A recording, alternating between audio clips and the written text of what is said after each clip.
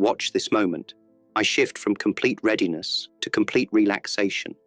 In traditional Wing Chun, this would be considered weakness, dropping your guard, losing your structure. My Sifu would have struck me for such carelessness. But this is not carelessness. This is Wu Wei, action through non-action. This is the principle that destroyed everything I thought I knew about combat. When I was 18, training under Yip Man in Hong Kong, I believed mastery meant perfect technique executed with maximum force. I memorized forms. I practiced sticky hands until my arms bled. I could perform the wooden dummy sequence flawlessly, and I was completely trapped by my own knowledge. The first time I fought outside the Kwun, a real street fight, not the controlled sparring I was used to, my beautiful Wing Chun crumbled. My opponent didn't follow the rules I had learned. He didn't attack the way my training partners did. My classical positions became prisons. My perfect technique became perfectly useless. That night, walking home with a bruised ego and a swollen jaw, I understood something that changed everything. The enemy of learning is knowledge. The enemy of growth is certainty. The enemy of true skill is the illusion that you already possess it. 5 discoveries emerged from this destruction of my certainty. Not pleasant realizations, but brutal truths that forced me to abandon everything I thought I knew about the nature of conflict itself. These discoveries didn't just change how I fought, they changed how I understood the Tao of confrontation, whether facing an opponent in the ring, a director in Hollywood who saw only my race, or the classical masters who called my innovations heresy. Conflict, I learned, is not what we think it is, and understanding its true nature, this is where real mastery begins. My friend, perhaps you have seen me demonstrate the 1-inch punch, watched me intercept an attack before it fully develops, or observed how I flow like water around an opponent's aggression. These are not tricks I invented in a moment of inspiration. They are physical expressions of 5 fundamental discoveries about the true nature of conflict. For years after that humbling street fight, I studied not just martial arts, but the philosophy behind confrontation itself. I examined how the ancient Taoists understood Wu Wei. I watched how nature handles opposition, how water moves around rocks, how trees bend in storms without breaking. I tested these principles against boxers, wrestlers, karatekas, anyone who would fight me. What emerged was not just a new way of fighting, but a new way of understanding resistance in all its forms.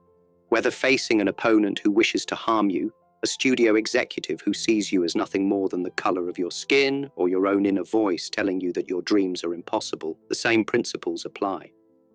The classical martial artists call my way undisciplined because it has no fixed form. The traditional Chinese masters say it lacks respect for ancient wisdom. They are both wrong and both right. I have not abandoned discipline. I have discovered a deeper discipline. I have not rejected ancient wisdom. I have freed it from the prison of rigid thinking. These 5 discoveries taught me that conflict is not the enemy of harmony. It is harmony's greatest teacher. Opposition is not something to defeat. It is something to understand, to flow with, to transform into your ally.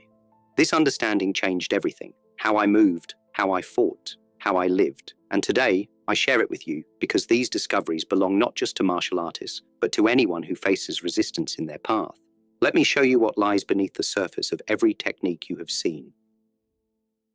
The first discovery, every attack is a conversation, but most fighters are deaf to what their opponent is saying. In Wing Chun, we practice Chi Sao, sticky hands, to develop sensitivity. Your teacher tells you to listen with your hands, to feel your partner's intentions through touch. But I discovered something deeper. Your opponent speaks to you long before your hands ever meet. Through their stance, their breathing, their eyes, the tension in their shoulders, they are telling you their entire strategy. Watch how this works. An opponent approaches with aggression.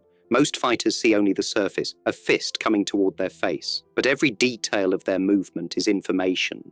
The way they clench their fist tells me they are more afraid than angry. The knuckles white with excessive tension. Their forward-leaning posture reveals they have committed all their energy to this single attack. They have no backup plan. Their shallow breathing shows me their stamina will fail quickly under pressure. This person is not just throwing a punch, they are confessing their weaknesses, announcing their limitations, explaining exactly how to defeat them, but you must learn to listen. In Hong Kong, during my challenge matches with other schools, I made this discovery through necessity. One particular fight against a Choi Li Foot practitioner taught me everything. He came at me with the ferocity I expected from his style. Long, sweeping strikes with tremendous power. But in his attack, I heard something else. Desperation. His strikes were too committed, too forceful. Each punch was an announcement that he feared his techniques might not be enough. Instead of simply defending and counter-attacking, I began to listen to what his movements were teaching me about his timing, his balance, his recovery patterns. The fight changed completely. I was no longer just fighting him. I was having a conversation with his intentions.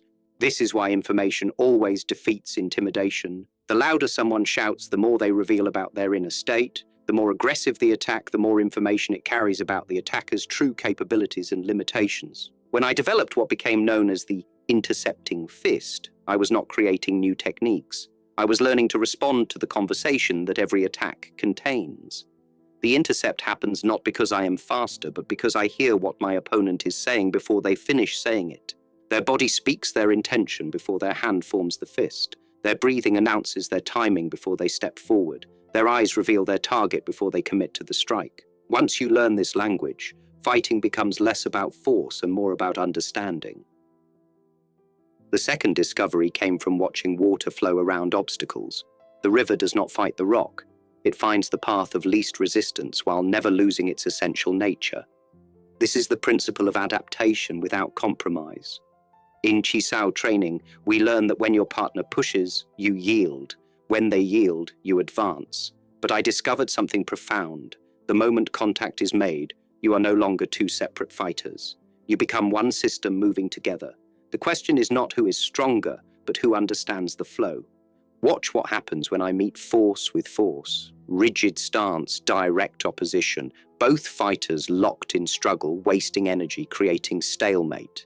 This is how most people approach conflict, as a test of will against will. Now, the same energy approaching, but I receive it differently. I match the opponent's rhythm while maintaining my center. I become like water, formless, but never without purpose. The attack flows through me and returns to its source, transformed. And here, something even more subtle. I meet the aggression with what the Taoists call wu wei, action through non-action. The opponent's energy finds nothing solid to oppose, like a fist striking mist. Their force becomes my force, their momentum becomes my advantage. 3 different approaches to the same incoming energy. 3 completely different outcomes. I changed nothing about the attack itself, only my relationship to it. When I first came to America, the film industry had very specific ideas about what someone who looked like me could be on screen. Villain, servant, exotic curiosity. They expected me to accept these limitations, to be grateful for whatever small roles they offered. But I had learned something from my martial arts training. You can accept the force without accepting the direction. I took their energy, their desire to put me in a box, and redirected it toward my own purposes. When they said Asian actors can't be leading men, I heard, "We've never seen what you can show us." When they said American audiences won't accept a Chinese hero, I heard, "You have an opportunity to expand their understanding." I did not fight their preconceptions directly. That would have been like trying to break water with my fist. Instead, I flowed around their limitations while carrying my true intention forward. This is how Kung Fu became mine even when they gave it to another actor. This is how Enter the Dragon happened even when they thought it was impossible. In Wing Chun we say, Loi Lao Hoi Sung, Lat Sao Jik Chung. Come as you come, go as you go. When the hand is freed, strike immediately. But the deeper meaning is this: receive what comes without resistance, yield when necessary without losing position, and when the opportunity presents itself, express your true nature without hesitation. This is why my fighting appeared so fluid, so effortless. I was not imposing techniques upon my opponents. I was responding to the energy they gave me and returning it in the form that served my purpose. Like the river that carves the canyon not through force, but through persistent, intelligent flow. The third discovery came from studying the mechanics of power itself. In traditional martial arts, we are taught that strength comes from within. Build your muscles, perfect your technique, generate force from your own body. But watching nature again, I noticed something different. The eagle does not fight the wind. It uses the wind to soar higher than its own muscles could ever carry it. In combat, most fighters treat incoming energy as something to stop, to absorb, to waste. Watch the typical response to an attack. Rigid blocking, pure defense, energy absorbed and dissipated. The force dies in your body and you must generate new force to counterattack. This is inefficient. This is fighting against the natural flow of energy. A slightly better approach: redirect the incoming force away from you. Let it pass by harmlessly while you counter from a different angle. This is what most people call advanced technique. But there is something even more profound possible. What if you could capture that incoming energy, add your own to it, and return it multiplied? This is the principle behind what people call my 1-inch punch. But they misunderstand the mechanics completely. They think the power comes from some mysterious internal force. The real secret is much simpler and much more difficult to master. I learned this from my training with the iron palm conditioning and wooden dummy work, but especially from sparring with larger, stronger opponents. When a powerful fighter attacks you, they are offering you a gift: their momentum, their commitment, their energy. The question is whether you are skilled enough to receive this gift and transform it. During my training in Oakland, I would deliberately seek out the strongest, most aggressive fighters I could find. Not because I enjoyed being hit, but because only under real pressure could I learn to transform resistance into assistance. A 200-pound boxer throwing a full-power punch was not my enemy. He was my energy source. The breakthrough came when I stopped thinking of my opponent's attack as something happening to me and started understanding it as something happening with me. The moment his fist begins to move toward me, we become partners in creating force. The question is whether I guide that partnership toward his goals or mine. This principle transformed everything. In Wing Chun, we have sticky hands training to develop sensitivity. But I discovered that sensitivity without the ability to redirect energy is incomplete. You must learn not just to feel what is coming, but to borrow its power for your own purposes. When I demonstrate the 1-inch punch, observers think they are seeing some special internal power unique to Chinese martial arts. What they are actually seeing is the result of learning to capture, concentrate, and redirect energy that already exists in the interaction between two bodies. The target's own resistance becomes part of the force that strikes them. This is why opponents often said my strikes felt impossibly powerful for someone of my size. I was not generating all that force from my 135-pound frame. I was using their own mass, their own tension, their own resistance as components in the power that reached them. The harder they braced against impact, the more force they contributed to their own defeat. The fourth discovery shattered my pride completely. I had always approached fighting as a test. Could my Wing Chun defeat your karate? Could my technique overcome your strength? But during a particularly humbling encounter with a boxer in Oakland, I realized I was asking the wrong question entirely. This boxer had no formal martial arts training, yet he moved in ways that exposed gaps in my classical positioning I never knew existed. His jab came from angles my sticky hands training had never prepared me for. His footwork created distances that made my traditional attacks ineffective. Instead of frustration, something clicked. This man was not my opponent. He was my curriculum. Every fighter who challenged me was teaching me something specific about the limitations of my current understanding. The aggressive fighters revealed my weaknesses in timing and distance management. When someone came at me with wild, overwhelming attacks, I learned where my calm center could be disturbed, where my technique broke down under pressure.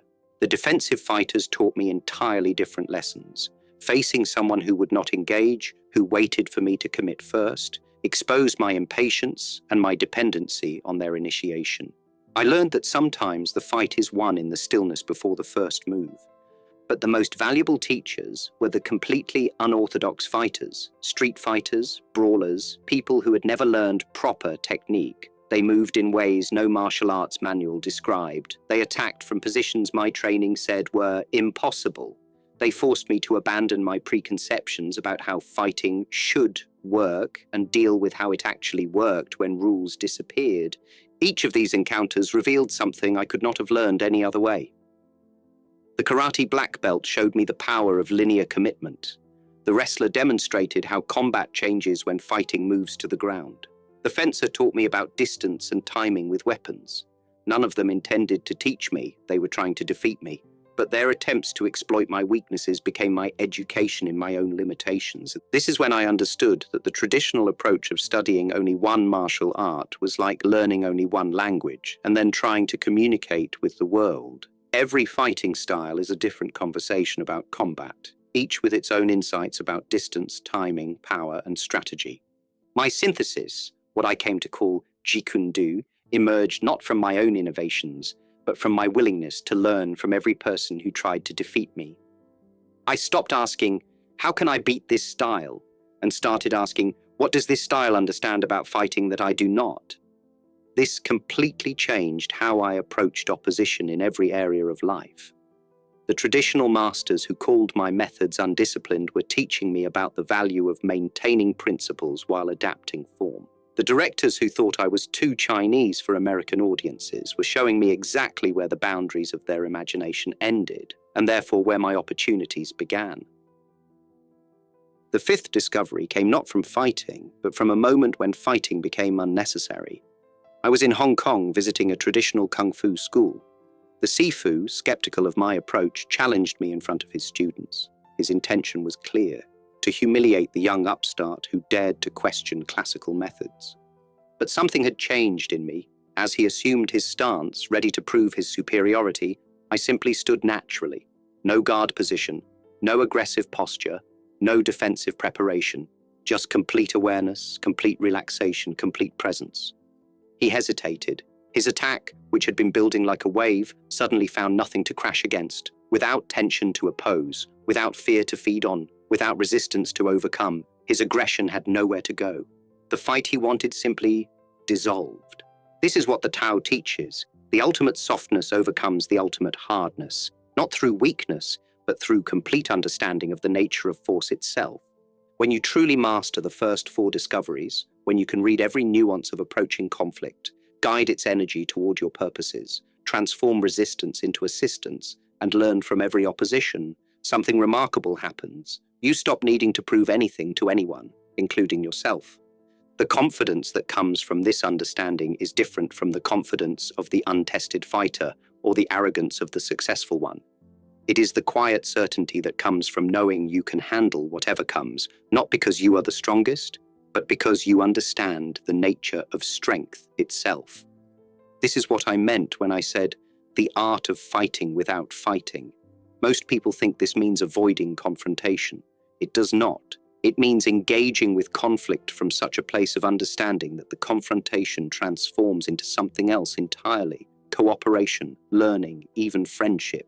When you no longer need to win, you become very difficult to defeat. When you no longer need to prove your strength, you become truly powerful. When you no longer fear conflict, it loses its ability to control you. This is the way of no way, the style of no style. Not because there are no techniques, but because technique serves understanding rather than the other way around. Now you understand the source. Every technique you have seen me demonstrate, every innovation that separates my approach from classical martial arts, emerged directly from these 5 discoveries. Let me show you how philosophy becomes form. The first discovery, learning to read the language of conflict, created what I call the intercepting techniques. In Wing Chun, we wait for the attack to develop, then respond. But when you can read intention in the opponent's preparation, you can strike the attack before it fully forms. The interception happens not at the moment of contact, but at the moment of commitment.